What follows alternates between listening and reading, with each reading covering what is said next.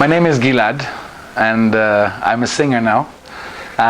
Came into it in the last year, funnily enough, by releasing a song called Unajua. Sema, mpenzi you been, unaendeleaje, amani aje. And that's changed my life. For the last year, I've been a musician now. I've released 6 songs since, in Kenya, in Swahili. I'm an Israeli, I'm a former diplomat. Served here as deputy ambassador in Kenya, and then fell in love with the country and came back to live here. Told I to the merchant ships, why? And it's after They took I from the bottomless pit, but my hand. I'm focusing on making music in Kenya, focusing on coming together with friends from the music industry and seeing what we can do together. Forward in this generation. Gilad has been singing for a very long time, but his big break came in 2015 when he released Unajua featuring Wendy Kimani. Africa Web TV wanted to know how that collaboration came about. I had been singing for 4 years cover songs with Calabash Band. Calabash Band is one of the longest standing, longest existing cover songs bands in Nairobi. Now Wendy was in this band. She was post Tusker Project fame, which she had been one of the finalists, and she was singing with Calabash, so we got to sing together cover songs. Old school, Mustang Sally, things like that. We had and discovered a very strong chemistry on stage, both as people, as musicians, and as our voices. And when Wendy goes raspy, you know, when she goes loud, that's kind of like, that's a lot like my kind of sound. So when I wrote Unajua, I came to Wendy and said, do me a favor, come in the studio and sing harmonies for me. And she misunderstood me and wrote lyrics. And one day during a gig, she opens a notebook and she shows me these lyrics. I said, you know what, Wendy, this is amazing. And talked to our producer, MG, and asked him, how do we open up the song? And we did. I never recorded again. My song was already recorded. Wendy came into the studio and she did her ad-libs and she did her additional, you know, her singing. We opened up the song.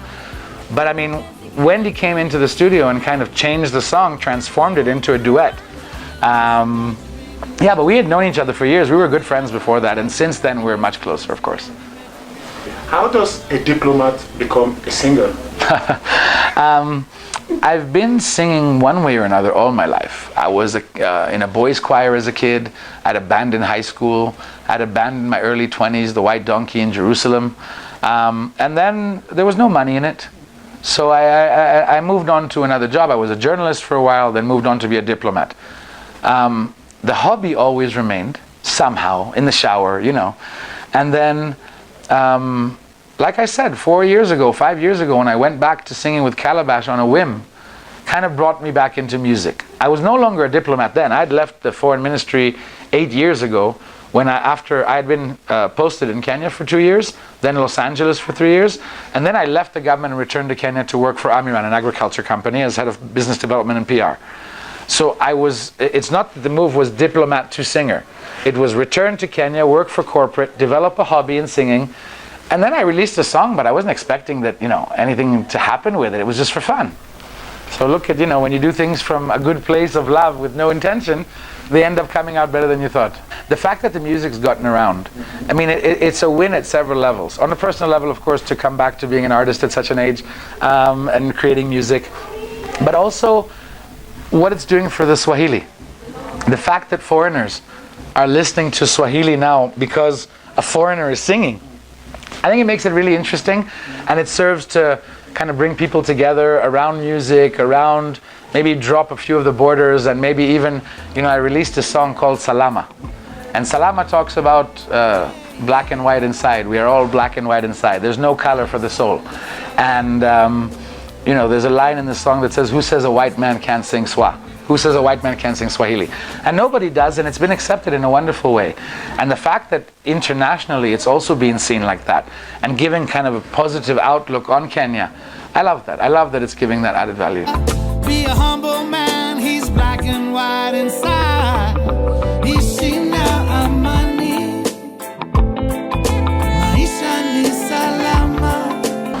for me personally, it's pretty amazing, just to be making music, let alone in Swahili and so on, and reggae and all of that.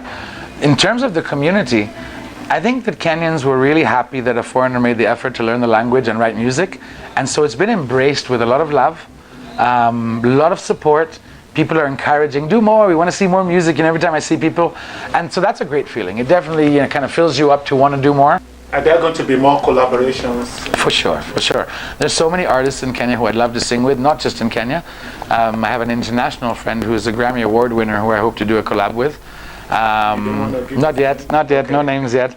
But I'm working on so many different levels and just kind of accepting life's invitations when they come.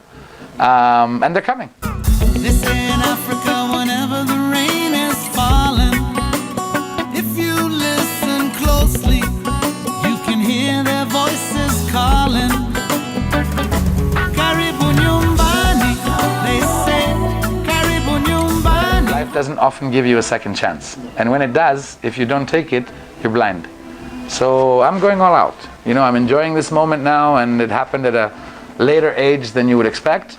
My brother told me, I've Googled and I haven't found any musicians who began their career at 44. So, God has a plan, and we're accepting and enjoying and grateful. I'm a king, yes, I'm a king.